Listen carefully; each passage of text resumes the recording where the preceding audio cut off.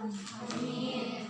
Untuk pembelajaran kita kali ini yakni mengenai tahapan pencatatan akuntansi perusahaan jasa. Sebelumnya kita pernah belajar mengenai siklus akuntansi. Coba dibuka dulu bukunya di halaman 60.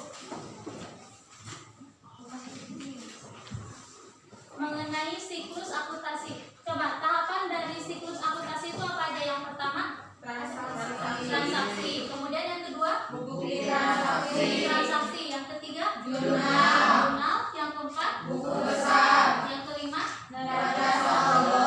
Yang keenam Kertas sejarah. Yang ketujuh Laporan keuangan. kemudian Jurnal penyesuaian. Nah, sebelumnya kita sudah membahas mengenai transaksi. Contoh kecil dari transaksi itu apa misalnya? Jual beli. Kita jajan ke Kopsis itu merupakan salah satu contoh kecilnya dari transaksi. Nah, untuk pertemuan kita kali ini akan membahas mengenai jurnal umum. Ada yang tahu jurnal umum? Belum? Oh, belum nih. Jurnal umum merupakan alat untuk mencatat transaksi-transaksi keuangan yang terjadi dalam perusahaan secara kronologis berdasarkan urutan waktunya dengan menempatkan setiap akun pada tempat debit atau kredit. Nah, jadi jurnal umum ini adalah tahapan yang dilakukan ketika kita telah menyelesaikan transaksi. Misalkan tadi kita jajan. Nah, si transaksi tersebut nanti dituliskan di sini di jurnal umum dengan menempatkan pada kolom-kolom tertentu. Di jurnal umum ini ada dua kolom, ada kolom debit dan kolom kredit. Nah, nanti kita akan bahas mengenai lebih lanjutnya di contoh. Ini baru pengertian. Nah, untuk selanjutnya ini ada fungsi.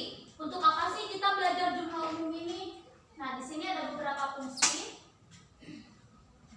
Di antaranya yang pertama ada fungsi pencatatan. Sudah jelas ya yang tadi Ibu katakan bahwa ketika kita sudah melakukan transaksi, kita cantumkan di jurnal umum ini sebagai bukti catatan. Fungsi pencatatan untuk mencatat setiap transaksi yang terjadi dalam perusahaan selama periode tertentu. Ketika kita di perusahaan, misalkan ya Riyad memulai usaha PT Riyad Jaya misalkan gitu ya kan, amin. Nah, nanti ketika Riyad melakukan transaksi, nah ini fungsi jurnal umum ini untuk misalkan pada periode bulan Agustus kemarin. Nah, dituliskan melalui jurnal umum, dicatatkan. Kemudian yang kedua itu ada fungsi analis, yang dimana transaksi yang dicatat pada jurnal umum ini harus berdasarkan hasil analisis berupa akun-akun yang dipengaruhi beserta nominalnya. Tadi kan di jurnal umum itu ada kolom debit dan ada kolom kredit. Nah, ketika kita nanti akan memasukkan angka pada kolom debit atau kredit itu dianalisis dulu transaksi yang telah dilakukan oleh Riyad. Tadi misalkan Riyad membeli bahan. Nah, yang membeli bahan itu masuknya ke kolom mana? Nah, di sini jadi dianalisis terlebih dahulu sebelum dimasukkan. Kemudian yang ketiga itu ada fungsi historis. Pencatatan transaksi ke dalam jurnal umum dilakukan secara berurutan atau sesuai dengan urutan kejadiannya. Fungsi historis ini adalah tanggal. Jadi sesuai waktunya itu ngeclok. Kalau dari tanggal 1, 2, 3 berarti ditulisnya 1, nggak langsung ke 3. Kecuali kalau memang pada tanggal 2-nya tidak melakukan transaksi. Jadi bisa langsung ke tanggal 3. Sesuai harus runtut. Untuk yang keempat itu ada fungsi informatif. Memberikan informasi mengenai transaksi-transaksi yang telah terjadi pada suatu perusahaan selama periode tertentu dalam bentuk yang lebih ringkas. Jadi jurnal umum ini sebagai patokan kita ketika melihat pengeluaran, antara pengeluaran dan pemasukan itu dilihat lebih rincinya itu di sini dilihatnya di jurnal umum. Kemudian yang tadi ada fungsi instruktif. Transaksi yang telah dicatat pada jurnal umum diposting ke dalam buku besar. Nah, nanti setelah kita melakukan jurnal umum, kan ada ya tadi di siklus dari jurnal umum itu diposting kemana? Ke buku besar. Salah satu fungsinya ini, jadi biar mempermudah ketika kita nanti nyalin transaksi ke buku besar itu gak ribet lagi, tinggal nyalin dari yang jurnal umum. Nah, ini ada aturan debit kredit dalam jurnal umum. Kan kita nggak tahu ya tadi tuh, misalkan di kolom debit itu apa, di kolom kredit itu apa. Dalam nanti ketika transaksi perusahaan ada nama pun, ada aset, utang, modal, pendapatan dan beban. Sekarang kita misalkan tadi Riyad, dia itu membeli bahan, ya, atau investasi misalkan. Investasi masuknya kemana? Ke yang aset ya, aset kan, harta.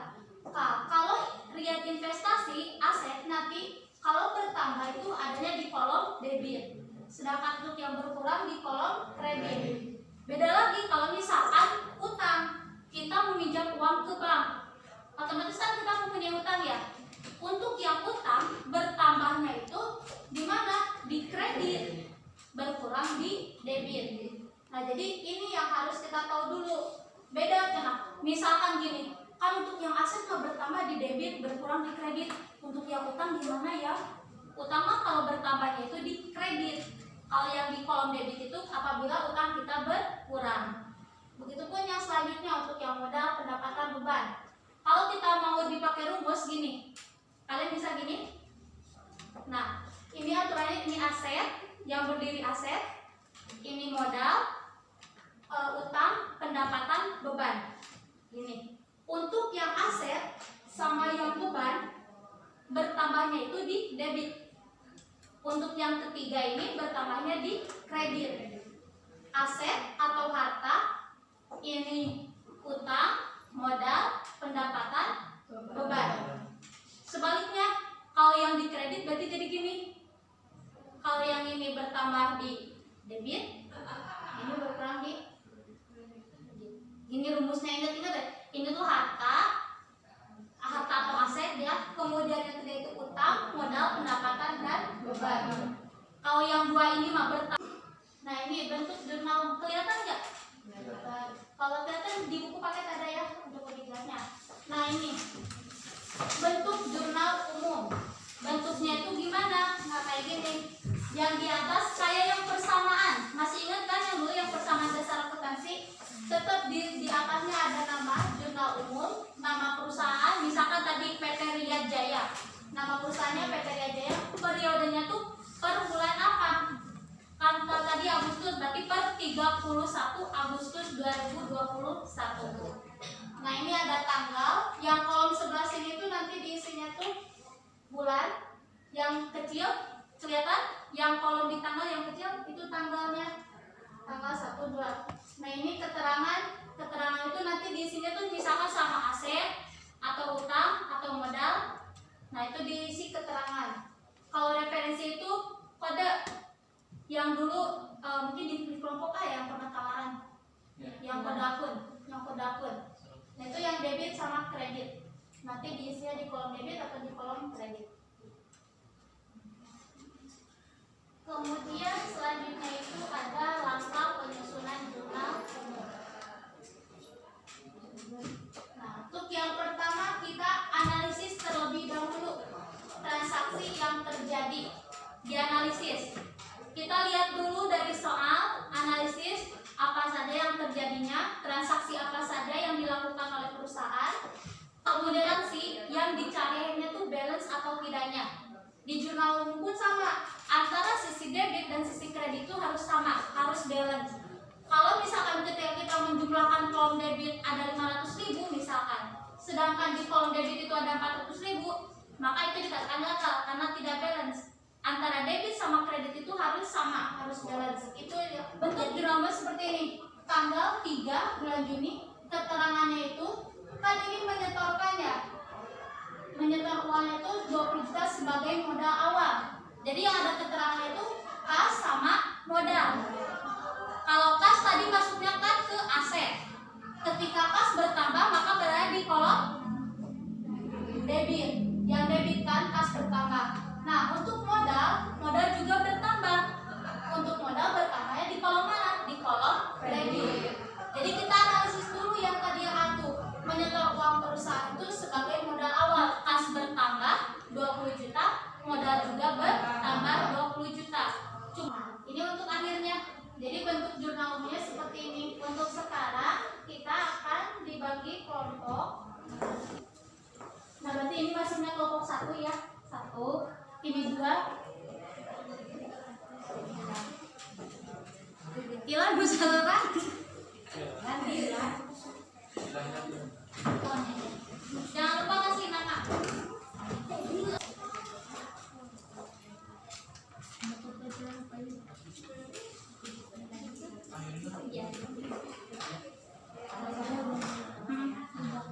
Kamu di bawahnya boleh.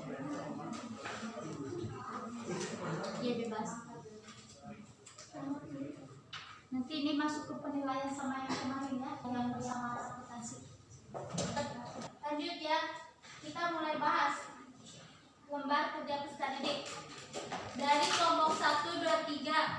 Siapa yang mau jawab nomor 1? Coba. Oke, sok aja.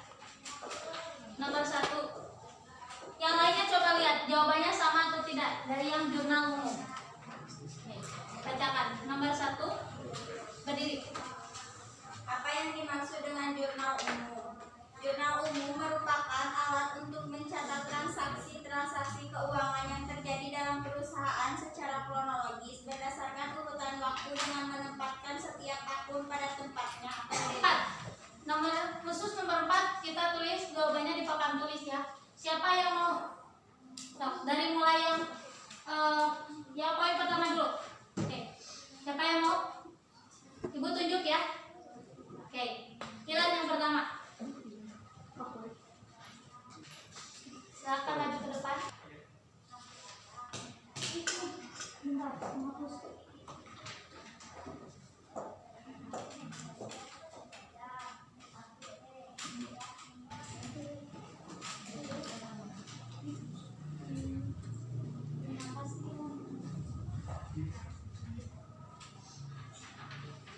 Kita lihat.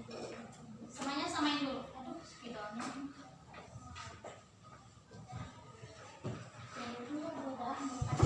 Lihat, yang transaksi pertama tanggal 4 Maret Tuan Jackson menyetorkan kas perusahaan untuk modal sebesar 2.500.000.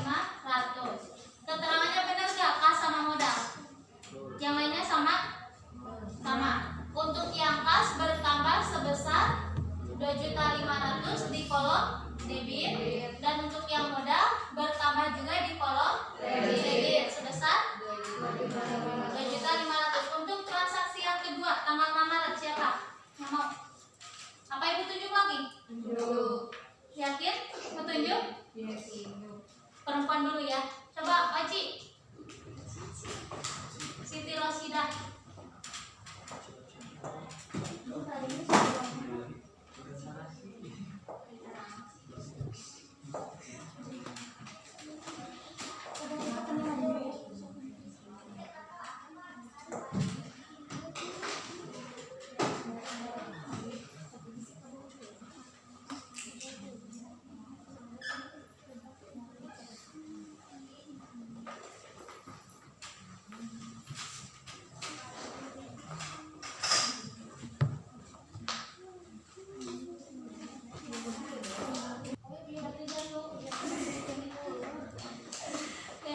Transaksi yang kedua tanggal 6 Maret.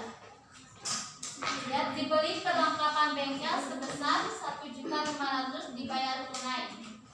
500.000 sisanya kemudian. Oke. Lihat, kita lihat dulu.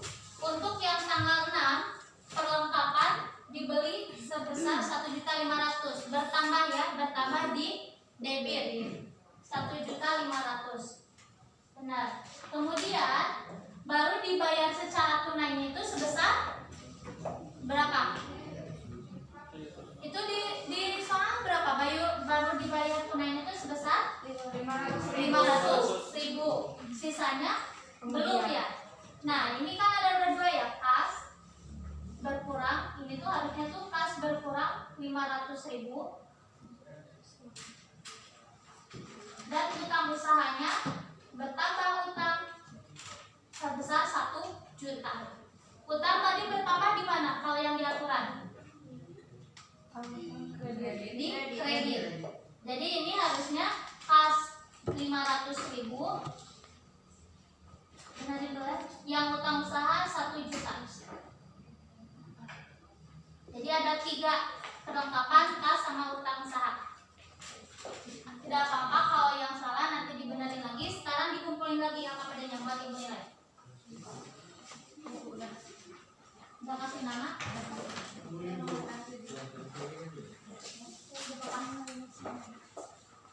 kalau nilai berkurang atau apa? Enggak, enggak. Terima kasih.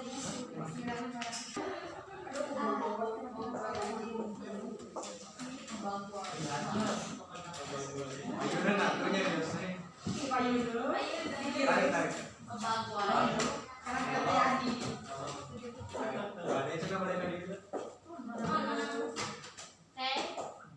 alhamdulillah pembelajaran kita kali ini telah selesai. Mungkin kesimpulan untuk pembelajaran kali ini bahwa perusahaan jasa itu tidak menjual barang, tetapi mereka itu menjual jasanya, seperti yang tadi kayak bengkel. Kan bengkel itu tidak menjual barangnya, mungkin ada sebagian, tapi lebih banyak itu mereka menjual jasa. Kemudian seperti perusahaan salon dan lain sebagainya. Nah, untuk yang pertama kali ini kita lebih gasnya tadi kita mengetahui mengenai pengertian jurnal umum, kemudian fungsi jurnal umum, kemudian bagaimana implementasi dari jurnal umum di kolom-kolom seperti ini. Nah, untuk Ibu mengetahui sejauh mana pengetahuan kalian, ini ada kuis terlebih dahulu. Hanya 2 nomor, oke? Nanti kalau ada yang mau, ada sesuatu dari Ibu, oke? Untuk kuisnya, ini sudah Ibu kasih waktu 2 menit untuk kalian mengerjakannya. Ya, yang mau Bang. Tanggal 8, jadi kolom apa aja, terus di depannya di mananya. Akun yang berpengaruhnya itu akun apa aja. Dibeli perlengkapan 750.000, baru dibayar 250.000, sisanya dibayar 2 minggu kemudian. Siapa yang ke depan? Yang tadi sama Oci. Untuk yang itu perlengkapan sebesar 750.000 dan untuk pembayarannya baru sebesar 250.000. Ada yang mau? Ke depan. Sok. Oke. Gak apa-apa. Tulis dulu. Dan tanggal 8.